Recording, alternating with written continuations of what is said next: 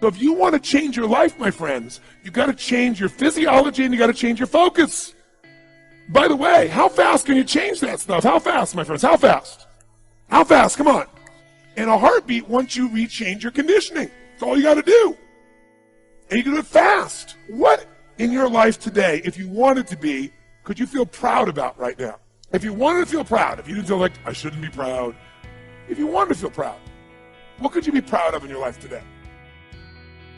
Your children, your health, your body. Is there a problem you faced? Instead of running from it, you finally stepped up and handled it? What could you feel proud of in your life today if you wanted to feel proud? And when you think about this thing you're proud of, what about that makes you feel proud? What do you focus on that makes you feel proud? How do you breathe when you really start to feel proud? What's the kind of look on your face that starts to happen when you let yourself feel proud? Think of another area of life. Think of an area of your life that you're grateful for. Or, I'm not grateful. If you wanted to be grateful, what's an area you could feel grateful for? What could you feel grateful for if you really wanted to feel grateful? How many can think of something you could feel grateful for? And what about that are you grateful for? What do you focus on that makes you feel grateful? How does it feel when you're really, truly feeling filled with gratitude? Here's one.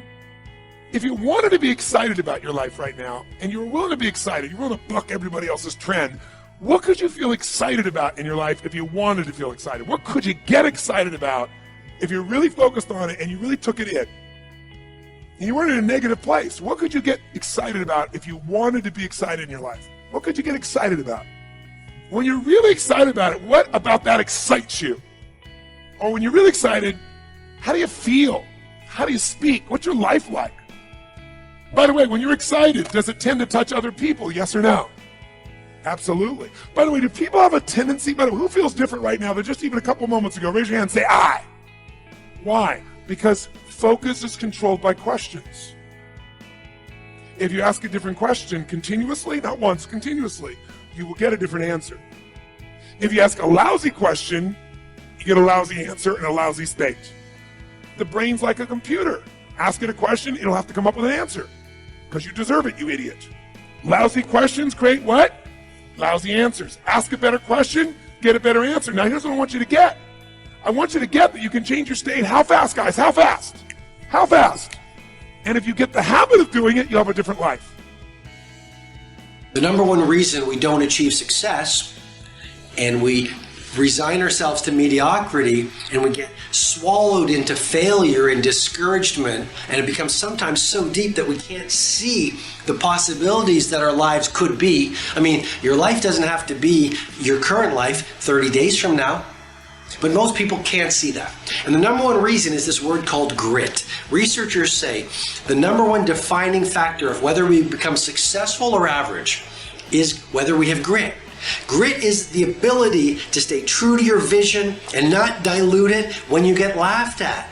Grit is the ability to try an innovation, experience failure, and to say, I'm going to continue, and I'm actually going to learn and use that experience to get me closer on my path to the mountaintop. I mean, what the ordinary person sees as failure, the master simply sees as part of the process of refining your craft. So, number one, you've got to have grit. You've got to literally, when you get knocked down, force yourself to get back up, because then you start to develop a new brain. Yes, you develop a new neural pathway. Yes, you develop new muscle memory.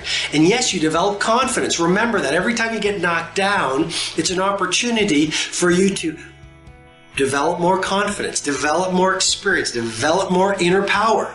Okay, every time you do something that you didn't feel like doing, like getting back up after you failed, or staying true to yourself after you've been laughed at or told it can't be done, literally, you become more powerful. And every single time you don't feel like persisting, and you do, you take back your power to the thing that you gave your resistance to. Every time I made a mistake, they became painful mistakes, but with time, I realized that reflecting on those mistakes would give me gems. What I would do is I'd say, why did I make that mistake? And I would learn from that mistake. And I'd write down a rule. So what was helpful for me is I put that rule, I wrote these principles down. Those principles that I wrote down, I then put into algorithms, in other words, equations. And what I learned by being able to do that is if I took my decision criteria, those principles, and then I tested them back through time, I gained a perspective that was fantastic. I could test them in back 100 years. I could test them in different countries, and I would learn how those rules worked. And by putting all those rules together and then having these algorithms, the computer could replicate my thinking, but it could actually think better than I could, because what it would do is it could process more information, it could process it faster, and it could process it less emotionally. So it was like having a GPS that was next to me while I was also making my decisions, like you're driving in a car and you have both operating.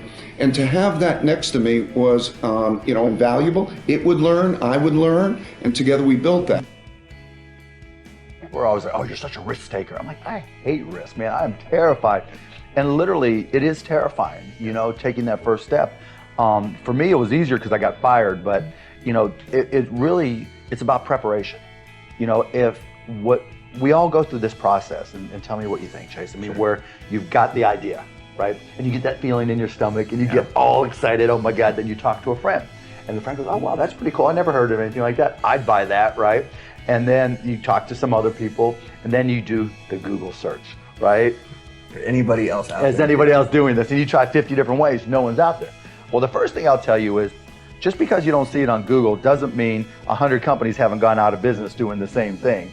Right? It may not be out. There's a saying in basketball, you're open for a reason, which means you can't shoot, so they're not guarding you, right? It hasn't been done for a reason because every company who's tried it has gone out of business. So the one thing I would tell you is be careful. But once you get past that stage, then what I always tell people is, one, is it something you love to do? Right? That's so true, because it's going to get hard. If you're really hard. It's going to get hard. And if you don't love what you're doing, then it's like that. When shit gets hard, that's when you're gonna oh man, I'm gonna fall in the towel. Right, because you don't know, right, and you don't have a sense for it. And I'm a real believer that each and every one of us has something we're good at, right? Sure. And you've got to figure out, is this something you're good at? I've always been good at selling. I found out I wasn't into computers when I was a kid. Then I found out when I started to teach myself how to code, it was like, oh, I like this, right? And I would sit there writing software. And I think, okay, I've been working 2 hours, I better get something to eat. And it's been 24 hours, It's just like, what the 24 hours? Okay. That tells you you're clued in. And it's not just what you care about, it's not just passion, because the circle's overlapping passion and aptitude, right? You want to be good at something. Just because you love basketball doesn't mean I'm going to be any good at it, right? Yeah, sure. You can have fun at it, but if you're trying to make a business, a life, a living, then you should. Yeah, and I always say, don't follow your passion, follow your effort. Right, so you might think you're passionate about playing basketball, playing the guitar, drawing, design, whatever, but where you spend your time is your better indicator, because that's typically what you're good at. And nobody ever quits anything they're good at. For sure. When you're good at something, you tend to want to get better. How do you come with this idea, actually? Sometimes they're pushing the human limit. You are always pushing the human limit. Why? Well, I think about what technology solution is necessary in order to achieve the particular goal, and then try to make as much progress in that direction as possible. I think being a multi-planet species and being out there among the stars is important for the long-term survival of humanity, and that's one reason, kind of like life insurance for life collectively, life as we know it.